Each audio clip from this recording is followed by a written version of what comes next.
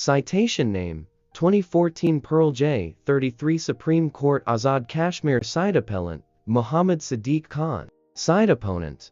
The State through Advocate General Azad Jammu and Kashmir, Muzaffarabad. S514 Forfeiture of surety bond procedure. Accused for whom appellant stood surety had been regularly appearing before the trial court, but in spite of lapse of 9 years, the trial could not conclude when it came to the knowledge of the surety that accused had gone to Pakistan for treatment. Surety, due to apprehension that accused could abscond, filed an application for withdrawal of surety bond. Trial court did not pass any order on that application and simply placed the same on the record when accused did not turn up on the date fixed for hearing. Trial court forfeited the surety bond. Validity Surety. Appellant had moved application for withdrawal of surety bond well before the date of hearing. No order was passed on said application, and the trial court straightway passed order of forfeiture of surety bond and directed the surety to deposit forfeited amount. Impugned order should have recorded the reasons while forfeiting the surety bond,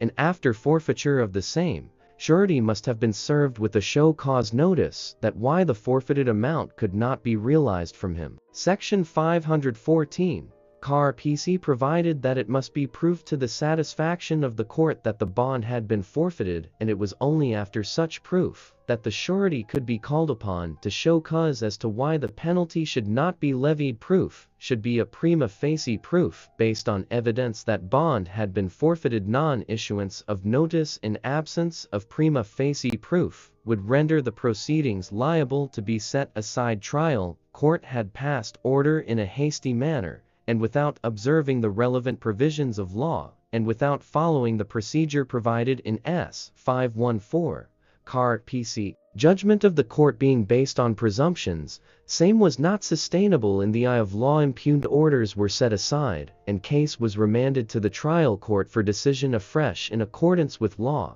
after affording reasonable opportunity to the surety.